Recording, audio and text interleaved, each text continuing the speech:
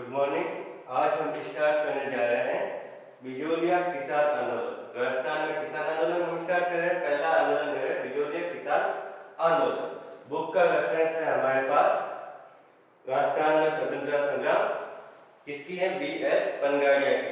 लगभग एक एक पॉइंट इसमें डिटेल में दिया हुआ है, कोई पॉइंट छोड़ा नहीं है, इसलिए वीडियो पूरा देखें और स्किप ना करें और अपना वीडियो को लाइक करें और चैनल को सब्सक्राइब भी जरूर करें। ठीक है, बिजोलिया किसान आंदोलन अपना स्टार्ट करें। पहले तो अपन देख लेते हैं बिजोलिया ठिकाने के बारे में, है ना। बिजोलिया ठिकाने के बारे में अपन बात कर लेते हैं। ये है मेवाड़ की प्रथम श्रेणी रियासत रही है। ठीक है, प्रथम श्रेणी ठिकाना है बिजोलिया।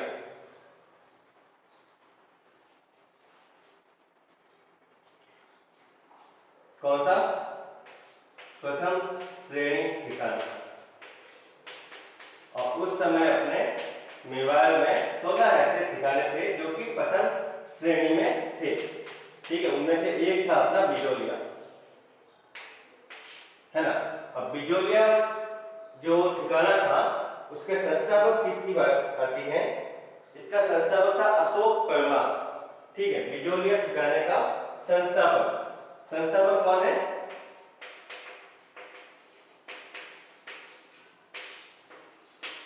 अशोक परमार। इसको ये ठिकाना दिया किसने था? अशोक परमार को ठिकाना दिया था राणा सांगा ने। क्यों दिया था? क्योंकि ये खानवा के युद्ध में राणा सांगा की तरफ से युद्ध लड़ा था इसने। ठीक है, और ये अशोक परमार था कहां का? ये अशोक परमार था, मूल निवास इसका जगनेर। मूल निवास था जगनेर। ठीक है, क्योंकि 1527 में खानवा के युद्ध में राणा सांगा की मदद करता है, वीरता से लड़ता है, तो राणा सांगा खुश होकर अशोक परमार को बिजोलिया का ठिकाना देता है, ऊपर माल का ठिकाना ये देता है। ठीक है, तो ऊपर माल ठिकाना ही बिजोलिया ठिकाना है। ऊपर माल की जागीर वही बिजोलिया ठिकाना है, बिजोलिया की जागीर है। ये अपन को इसका ऊपर माल बिजोलिया को कहा जाता है, वो हमें याद रखना पड़ेगा। ठीक है, तो ये तो हुई उसके ठिकाने की बात, बिजोलिया ठिकाने की बात। अब आता है आगे। इसके वर्ग किलोमीटर दी हुई है, 256 वर्ग किलोमीटर का एरिया है। ठीक है, 256 वर्ग किलोमीटर का ये एरिया है ऊपर माल की जागीर का। ये इसको राणा सांगा ने अशोक परमार को दिया था। ठीक है, अब बात आते हैं किसान आंदोलन की। जब किसान आंदोलन स्टार्ट हुआ तब बिजोलिया ठिकाने का जागीरदार कौन था?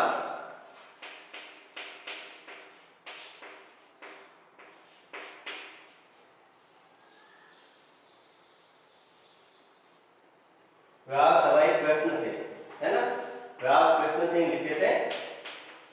राव कृष्ण सिंह जागीरदार था और मेवाड़ महाराणा थे फतेह सिंह। ठीक है,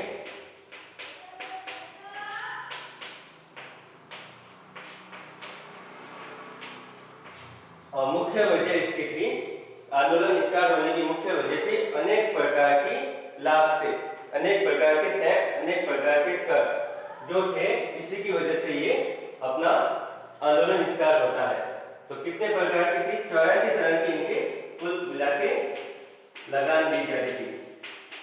लाभ वसूली जो भी कह सकते हैं, टैक्स कर वो ली जाती थी, 84 तरह की, है ना। आगे इसमें लिखा हुआ है कि जब कुंता लगाते थे ना, लाटा कुंता, वो भी एक वजह है।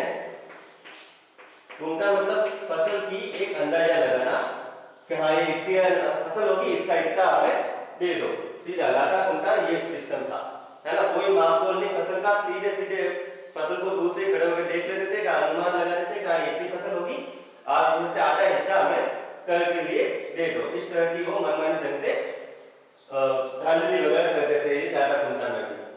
तो इस सबसे परेशान होकर ही बिजोलिया किसान आंदोलन प्रारंभ हुआ था। अब इसका फर्स्ट चरण कब स्टार्ट होता है? फर्स्ट चरण होता है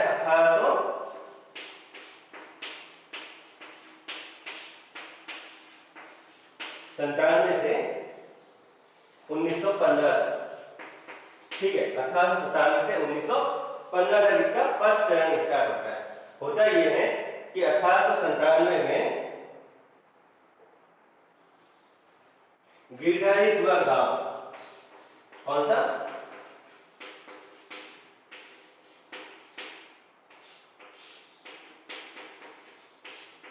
गांव में एक मृत्यु भोज चल रहा होता है। वहां पे सारे गांव के लोग इकट्ठा होते हैं और चर्चा करते हैं। बातों बातों में चर्चा निकलती है कि कई तरह के हमसे टैक्स वगैरह लिए जाते हैं, जो कि गलत चीज है।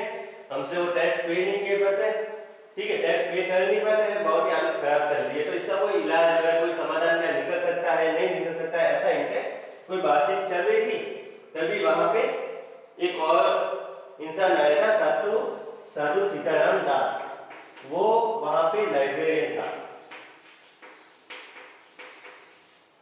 ठीक है, वो भी यहाँ उपस्थित थे, साधु सीताराम दास। यही जो है प्रथम चरण के अपने मेन बिजोलिया किसान आंदोलन के नेतृत्व करता है, ठीक है, इन्होंने ही नेतृत्व किया था प्रथम चरण का, ठीक है, मेन नेतृत्व इनका ही था। तो ये सब बातें चल रही थी कि क्या किया जाए। तो एक सुझाव दिया गया कि हम किसकी, कृष्ण सिंह की शिकायत लेके जाएंगे महाराणा फतेह सिंह के पास। महाराणा फतेह सिंह के पास जाके अपन एक गुहार लगाएंगे, निवेदन लगाएंगे कि हमसे कई तरह की टैक्स वगैरह लिए जाते हैं, हालत खराब है, हमारे को सुधार कीजिए, ठीक है, ये इनके हुआ था। तो महाराणा फतेह सिंह के पास जाए कौन, ये बात हुई। तो किया किसने था, कौन गए थे मिलने, नानजी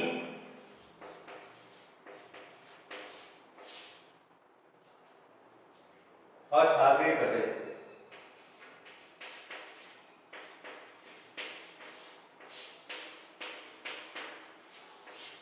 नानजी और ठाकरे पटेल किसान थे, वो गए थे अपने महाराणा फतेह सिंह के पास निवेदन लेने के लिए, शिकायत लेने के लिए, ठीक है।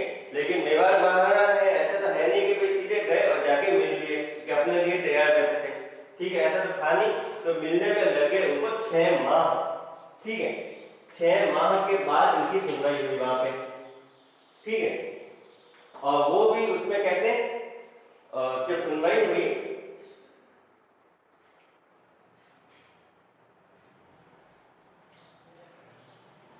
तो क्या किया, महाराणा फतेह सिंह ने एक अधिकारी को भेज दिया वहां पे उनके बिजोलिया कि हाँ भाई इनकी जो शिकायत है वहां पे जाके जांच कीजिए और क्या बात है मुझे बताइए। तो उस अधिकारी ने तो कहा कि हाँ किसान अपने सही कह रहे हैं, इनके ऊपर बहुत सारे कर लगाए हुए हैं, हालत बिल्कुल ही खराब है, हमको कुछ करना चाहिए।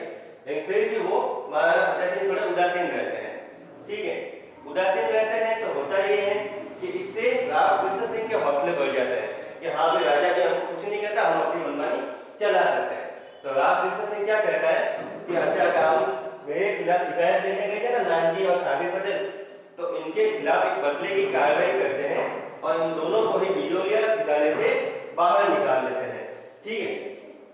इनको क्या करते हैं, निर्वासित कर दिया जाता है। और इस ढंग से क्या होता है, पहला ही प्रयास असफल हो जाता है किसानों की तरफ से।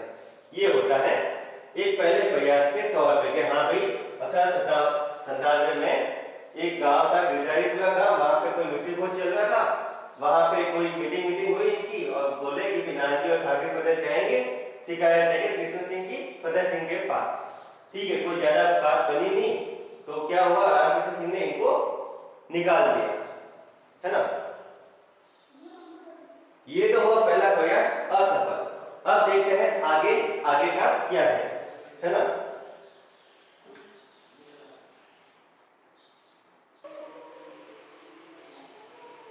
तो पहला प्रयास असफल होने के बाद बात आती है 1903 की, ठीक है।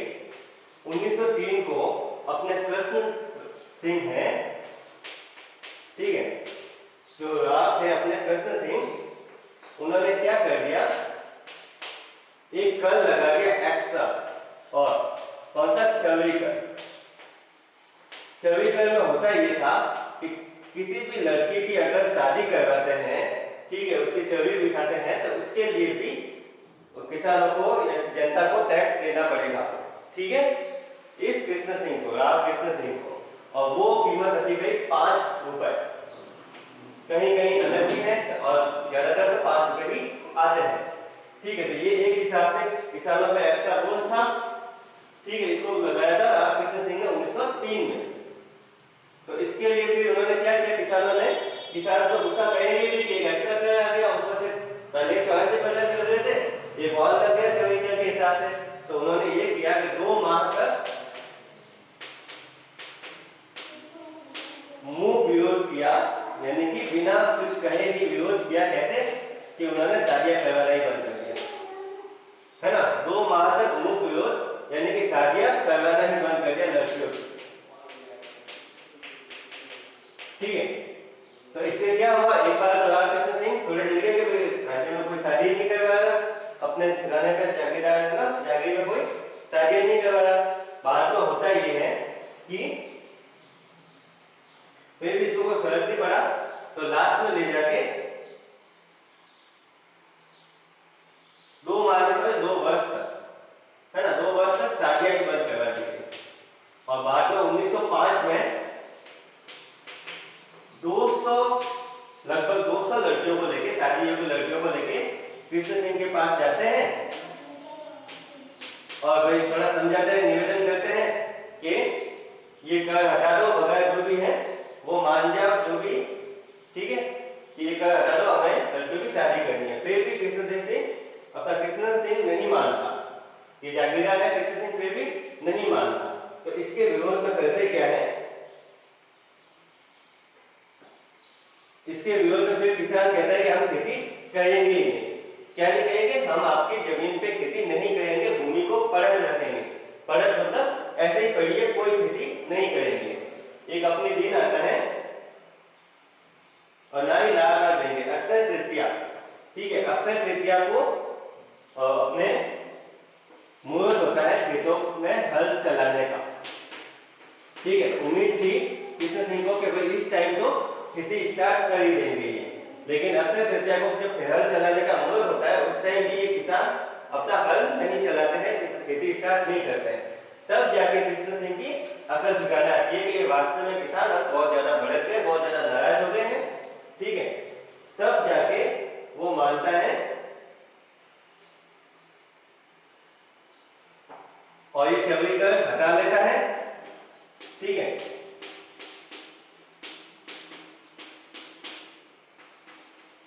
ये किसान सभी को हटा देता है और इनको एक और ऑफर देता है खुश करने के लिए किसानों को कि हम आपकी खेती का आधा नहीं बल्कि 2/5 भाग, है ना, 5 भाग में से 2 हिस्से ही हम कर लेंगे, वसूलेंगे। ठीक है, 2/5 भाग ही हम उपज का भाग लेंगे, लगा लेंगे। तो ये एक हिसाब से पहले जहां आधा लग रहा था वहां पे 2/5 भाग लग रहा है, चौड़ी का हटा दिया गया 1905 में। ठीक है, तो बाद में एक हिसाब से एक किसानों की पहली विजय होती है, वो भी अप्रत्याशित, यानी किसानों ने सोची नहीं होती कि इस तरह से बुला के हमको चौड़ी का हटेगा, साथ में लगान भी कम हो जाएगी। ठीक है, किसानों की यहाँ पे विजय होती है, उनके हौसले बढ़ते हैं कि वो अब आगे और बड़े अहिंसा पर ढंग से लेकिन बड़े एक लेवल पे आंदोलन वगैरह विरोध वगैरह कर सकते। ठीक है, तो चौड़ी का यहाँ से हट जाता है। तो बाद में ये होता है 1906 में। ठीक है, 1906 में अपने कृष्ण सिंह की मृत्यु हो जाती है, कृष्ण सिंह मर जाते हैं और उनके जगह पे बनते हैं, उनके जगह पे ठिकानेदार जागीरदार कौन बनते हैं, पृथ्वी सिंह।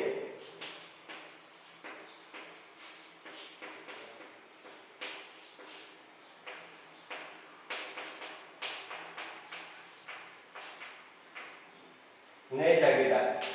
ठीक है, उस टाइम ये था सिस्टम कि जब भी कोई नया जागीरदार बनता है ना तो वो तलवार बंदाई के लिए राजा को कुछ टैक्स देता है। राजा कौन, मेवाड़ महाराणा फतेह सिंह। ठीक है, उनको कुछ टैक्स देता है जिसका नाम होता है तलवार बंदाई। तो तलवार बंदाई का जो टैक्स जो इस जागीरदार के ऊपर आना था वो टैक्स वो क्या करता है पृथ्वी सिंह, वो टैक्स कर देता है, जनता के ऊपर डाल देता है। ठीक है, तो तलवार बन जाएगा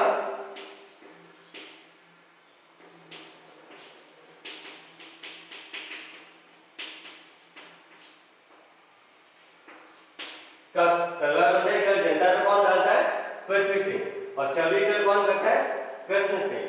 ठीक है, ये हमको याद रखना पड़ेगा, इसमें ये इंपॉर्टेंट क्वेश्चन बन के आता है। ठीक है, तो इससे वापस जनता भड़क उठती है कि भाई ये तो सीधा सीधा इसका टैक्स है, इसको पे करना होता है, ये जनता पे नहीं डाल सकता, तो लेकिन इसने डाल दिया था। ठीक है, तो इसके बाद में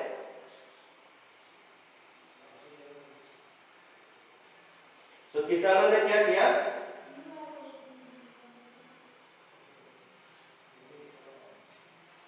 किसानों ने नेतृत्व, किसके नेतृत्व में, तीन नेतृत्वकर्ता उठ के आएंगे यहां से, तीनों ही इंपॉर्टेंट। पहले तो साधु सीताराम दास, ठीक है, दूसरे आएंगे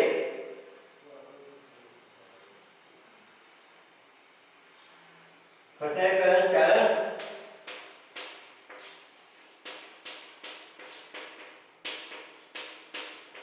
और थर्ड आएंगे अपने ब्रह्मदेव। इन तीनों के नेतृत्व में किसानों ने क्या किया, आंदोलन करने का फिर से सोचा, और बाद में क्या किया, इन्होंने अपनी भूमि को परत रखा, खेती नहीं की। ठीक है, खेती करने का उन्होंने बंद कर दिया, परत भूमि रखी अपने किसानों ने। ठीक है, 1913 में ये आ गए यहाँ पे, 1913 में अपनी भूमि परत रखते हैं, इसके नेतृत्व में इन्होंने ये काम किया था। बाद में क्या किया, परत भूमि भी रखी और कर भी नहीं दिया।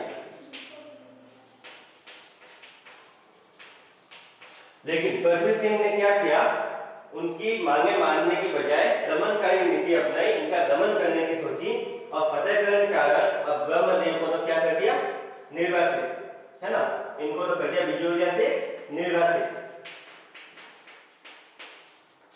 और जो साधु सीताराम दास थे उनको नौकरी से निकाल दिया और कई किसानों को जेल में डाल दिया गया। ठीक है, ये किया था इन्होंने पृथ्वी सिंह ने। और बाद में क्या होता है, पृथ्वी सिंह की एक हिसाब से मृत्यु हो जाती है। ठीक है, इन्हीं बीच पृथ्वी सिंह की मृत्यु हो जाती है, और उनका पुत्र नाबालिग होता है पृथ्वी सिंह का पुत्र केसर सिंह।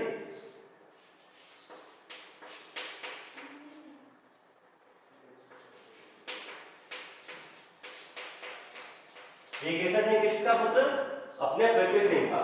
पृथ्वी सिंह की इसी बीच में मृत्यु हो जाती है, उसका पुत्र केसर सिंह होता है नाबालिग। इसकी वजह से मेवाड़ का, ये बिजोलिया का शासन है, ठीक है, बिजोलिया के जैगीर है, उसका शासन सीधे चला जाता है मेवाड़ महाराणा के अधीन।